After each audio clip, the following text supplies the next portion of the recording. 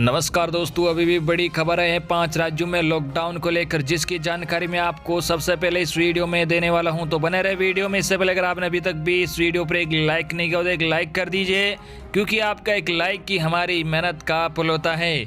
वही चैनल को भी फ्री में सब्सक्राइब नहीं किया हो, सब्सक्राइब कर लीजिए, ताकि आगे भी आपको इसी तरह की लेटेस्ट से लेटेस्ट अपडेट सबसे पहले देखने को मिलती रहे। और आप किस राज्य के रहने वाले हो ये भी कमेंट बॉक्स में ज़रूर बताना। तो चलिए दोस्तों, पहली बड़ी अपडेट की बात करते हैं, जो बहुत ही बड़ी खबर है। केंद्र सरकार द्वारा बनाए गए 3 कृषि कानूनों के खिलाफ पंजाब, हरियाणा व राजस्थान के किसान 26 से 28 नवंबर तक के लिए दिल्ली कूच पर निकले हैं। गुरुवार को इनके दिल्ली प्रवेश को रोकने के लिए दिल्ली हरियाणा सीमा पर पुलिस व सुरक्षा बलों की तैनाती व बैरिकेड आदि लगाकर सख्त इंतजाम किए गए। आज सुबह पंजाब के किसान पटियाला अंबाला हाईवे पर किए गए बैरिकेड को तोड़ते हुए और वाटर कैनन व आंसू गैस के गोले झेलते हुए आगे बढ़े। जब ये किसान हरियाणा के साधुपुर पहुंचे तो इन्हें एक बार फिर वाटर कैनन की बौछारें झेलनी पड़ी। इस वक्त दिल्ली की सभी सीमाओं पर लंबे जाम लगे हुए हैं और दिल्ली में प्रवेश के लिए आम आदमी को भी जहद करनी पड़ रही है। दूसरी तरफ गुरुग्राम में योगेंद्र यादव ने किसान मोर्चा को दिल्ली कूच के लिए बुलाया था, लेकिन वहां पहुंचे सभी लोगों को हिरासत में ले लिया गया। हरियाणा में धारा 144 लागू कर दी गई है। वरिष्ठ अधिकारी हालात पर नजर रखे हुए हैं, ड्रोन से भी नजर रखी जा रही है। दिल्ली कूच में 1 लाख किसानों के जुटने का दावा किया जा रहा है। किसानों ने चेतावनी दी है कि यदि उन्हें रोका गया तो वे दिल्ली जाने वाले सारे रास्ते जाम कर देंगे। इधर किसानों के दिल्ली कूच को देखते हुए डीएमआरसी ने एनसीआर से दिल्ली जाने वाले सभी मेट्रो सेवाएं अगले आदेश तक स्थगित कर दी है। अगली बड़ी अपडेट, मोदी सरकार उठाएगी कोरोना वैक्सीन का पूरा खर्चा, संकट के बीच राहत भरी खबर। जी आपको बता दें कि कोरोना महामारी के बढ़ते खौफ के बीच एक राहत भरी खबर सामने आई है।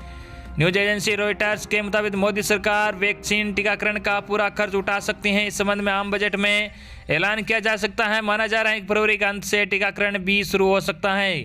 बन गई है सहमति। जी आपको बता दें, केंद्र सरकार कोरोना के बढ़ते प्रकोप से चिंतित है और इसे नियंत्रित करने के लिए हर संभव प्रयास कर रही है। इसी क्रम में वैक्सीन टीकाकरण का पूरा खर्च उठाने की योजना तैयार की गई है। बताया जा रहा है कि इस संबंध में सहमति बन गई है और बजट में इसकी घोषणा की जा सकती है। पूरी योजना तैयार। जी आपको बता दें कि सूत्रों के अनुसार मिली जानकारी अनुसार सरकार ने इस संबंध में पूरी योजना तैयार कर ली है। इसके अनुमान के मुताबिक देश के एक नागरिक को कोरोना वैक्सीन डोज देने पर $6 से $7 यानी कि 500 रुपये से ज़्यादा का खर्च आएगा। यही वजह है कि सरकार ने 130 करोड़ लोगों को कोरोना वैक्सीन देने के लिए 500 अरब रुपए का बजट तय किया है।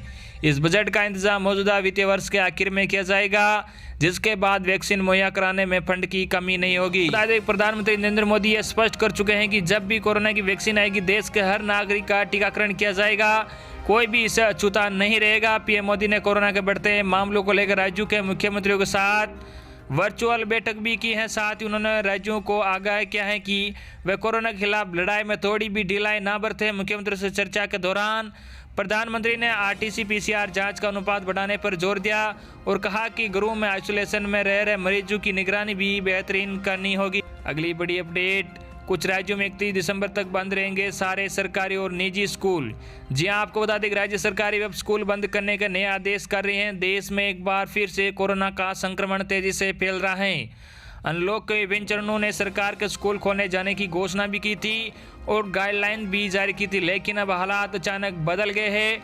अब अभिभावक अपने बच्चों को स्कूल नहीं भेजना चाहते हैं। कई राज्यों ने एक बार फिर देश भर में कोविड-19 मामलों में स्पाइक के बाद स्कूलों को फिर से खोलने के अपने फैसले पर यू टर्न ले लिया है। राज्य सरकारें भी अब स्कूल बंद करने के नए आदेश कर रही है। देश में एक बार फिर से कोरोना का संक्रमण तेजी से फैल रहा है। केंद्रीय गृह मंत्रालय के दिशा निर्देशों के बाद देश भर के कई राज्यों में स्कूलों और शैक्षणिक संस्थानों को श्रेणीबद्ध तरीके से फिर से खोलने की अनुमति दी थी।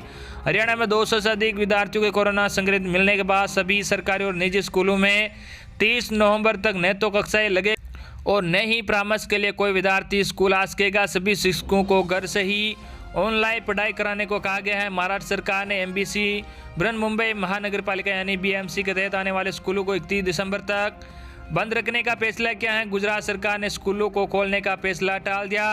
सरकारी व निजी स्कूलों में कोविड संक्रमण के कई मामले सामने आए हैं। अब जानिए कि किस राज्य में क्या हालात हैं। हिमाचल में स्कूल व कॉलेज 31 दिसंबर तक बंद रहेंगे। महाराष्ट्र के स्कूलों को चरणबद्ध तरीके से 23 नवंबर से फिर से खोलने की अनुमति दी गई थी। हालांकि बृहन्मुंबई नगर बीएमसी ने शुक्रवार को घोषणा की कि उसके अधिकारी क्षेत्र के सभी स्कूल बढ़ते कोरोना वायरस मामलों के मद्देनजर 31 दिसंबर तक बंद रहेंगे। हरियाणा, जी आपको बता दें कि महाराष्ट्र की तरह हरियाणा ने भी अपने स्कूलों को बंद कर दिया है, लेकिन 30 नवंबर तक 3 जिलों के लगभग 150 छात्रों ने कोविड-19 का परीक्षण किया। राज्य सरकार ने अब सभी अधिकारियों से उन स्कूलों के खिलाफ सख्त कार्रवाई करने को कहा है जो कोविड-19 सुरक्षा प्रोटोकॉल का पालन नहीं कर रहे हैं। कर्नाटक, जी आपको बता दें कर्नाटक राज्य में स्कूलों को फिर से खोलने के अपने फैसले को टाल रहे हैं। वहीं गुजरात में बढ़ते कोरोना वायरस मामलों के मद्देनजर 23 नवंबर स्कूलों को फिर से खोलने के अपने फैसले को राज्य सरकार ने रद्द कर दिया है। तमिलनाडु की बात करें तो तमिलनाडु सरकार ने भी कोविड-19 के बढ़ते मामलों के बीच स्कूलों को फिर से खोलने के अपने फैसले पर यू टर्न ले लिया है। दिल्ली सरकार भी पहले ही कह चुकी है कि एक बार महामारी के नियंत्रण में आने के बाद राष्ट्रीय राजधानी के स्कूलों को फिर से खोलने की अनुमति दी जाएगी। उत्तराखंड में राज्य सरकार ने 2 नवंबर से स्कूलों को 10वीं और 12वीं कक्षा के लिए फिर से खोलने की अनुमति दी थी, ये देखते हुए कि सभी कोविड-19 प्रोटोकॉल का पालन करना होगा। वहीं आंध्र प्रदेश, उत्तराखंड की तरह आंध्र प्रदेश ने भी छात्रों के लिए वैकल्पिक दिनों पर कक्षाओं के साथ 2 नवंबर से स्कूलों को फिर से खोलने की अनुमति दी थी। असम की बात करें तो असम में भी 2 नवंबर से स्कूलों को फिर से खोलने की अनुमति दी थी। उत्तर प्रदेश में कक्षा 9वीं से 12वीं तक के स्कूलों को श्रेणीबद्ध तरीके से फिर से खोला गया है। राज्य सरकार के अनुसार छात्रों को अभिभावकों की सहमति से उनके स्कूल जाने की अनुमति है। कोरोना वायरस महामारी के मद्देनजर 25 मार्च से देश भर के स्कूल बंद कर दिए गए थे। हरियाणा में 16 नवंबर को ही खुले थे स्कूल। जी आपको बता दें हरियाणा में 30 नवंबर तक सरकारी और प्राइवेट स्कूल बंद रखे जाएंगे। प्रदेश सरकार ने विद्यार्थियों के स्वास्थ्य का ध्यान रखते हुए स्कूलों को बंद रखने का फैसला किया है। अगली बड़ी खबर, पंजाब में 1 दिसंबर से नाइट कर्फ्यू का ऐलान। कोरोना नियमों को तोड़ने पर लगेगा 1000 रुपये का जुर्माना। जी आपको बता दें दिल्ली एनसीआर में गंभीर स्थिति और पंजाब में दूसरी लहर के खतरे को देखते हुए मुख्यमंत्री कैप्टन अमरिंदर सिंह ने बुधवार को राज्य में कई नए प्रतिबंध लगाने के निर्देश दिया है। इसमें 1 दिसंबर से सभी कस्बों और शहरों में रात का कर्फ्यू लगाना शामिल है। साथ ही मास्क न पहनने या सामाजिक दूरी के नियमों का पालन नहीं करने के लिए जुर्माना दोगुना कर दिया गया है। आदेशों की समीक्षा 15 दिसंबर को की जाएगी। आदेश में कहा गया है कि सभी होटल, रेस्तरां और मैरिज पैलेस के खुलने का समय भी 9:30 बजे तक का होगा। कर्फ्यू रात 10 बजे से सुबह 5 बजे तक रहेगा। मुख्यमंत्री ने लोगों को किसी भी परिस्थिति में नियमों का उल्लंघन नहीं करने के लिए सचेत किया है। प्रवक्ता ने कहा कि कोविड के नियमों का पालन न करने पर जुर्माना वर्तमान 500 रुपये से बढ़ाकर 1000 रुपये किया जा रहा है। सीएम ने संबंधित विभागों के साथ मिलकर काम करने को कहा है। पंजाब में इलाज के लिए दिल्ली से मरीजों की आमद के मद्देनजर राज्य के निजी अस्पतालों में बेड की उपलब्धता की समीक्षा करने का भी निर्णय लिया गया है। मुख्यमंत्री ने मुख्य सचिव विनी महाजन को संबंधित विभागों के साथ मिलकर काम करने को भी कहा है। अगली बड़ी खबर, केंद्र की नई गाइडलाइंस 31 दिसंबर तक लागू रहेंगे नए नियम। जी आपको बता दें देश में एक बार फिर जानलेवा कोरोना वायरस का प्रसार तेजी से फैल रहा है। राजधानी दिल्ली में तो पिछले कई दिनों से रोजाना 100 से ज़्यादा लोगों की मौत हो रही है। गुजरात, महाराष्ट्र, उत्तर प्रदेश, राजस्थान में भी कोरोना के मामलों में बढ़ोतरी हुई है। हालांकि त्योहारों के दौरान बाजारों में उमड़ी भीड़ भी संक्रमण के फैलने का मुख्य कारण बनी। इस बीच केंद्रीय गृह मंत्रालय ने कोरोना को लेकर नई गाइडलाइंस जारी कर दी है। केंद्रीय गृह मंत्रालय की नई गाइडलाइंस के मुताबिक कंटेनमेंट जोन में सख्ती जारी रहेगी। वहीं 65 साल से ज़्यादा की उम्र के लोगों और 10 साल से कम उम्र के बच्चों को घर पर ही रहने की सलाह दी गई है। नई गाइडलाइंस में भी सिनेमा हॉल और स्विमिंग पूल्स को लेकर पाबंदियां जारी की गई है। 50% दर्शकों के साथ ही चलेंगे सिनेमा हॉल। जी आपको बता दें कि सिनेमा हॉल सिर्फ 50% दर्शकों के साथ ही चलेंगे।